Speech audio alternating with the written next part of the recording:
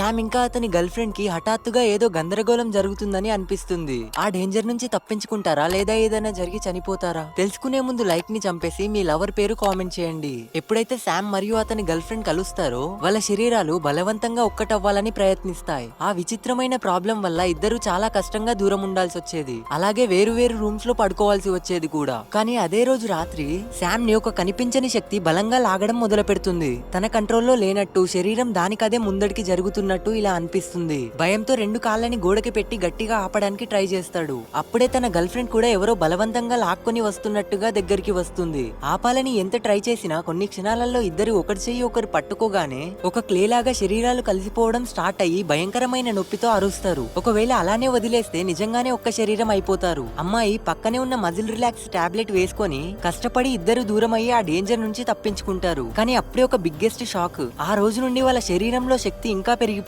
15 మీటర్ల దూరంలో ఉన్నా కూడా వాళ్ళ బాడీస్ మళ్ళీ ఒక్కటవ్వాలని బలంగా కోరుకుంటున్నాయి. వాళ్ళ శరీరాలు ఒక్కటవుతాయా? తెలుసుకోవాలంటే ఇప్పుడే సబ్స్క్రైబ్ చేయండి.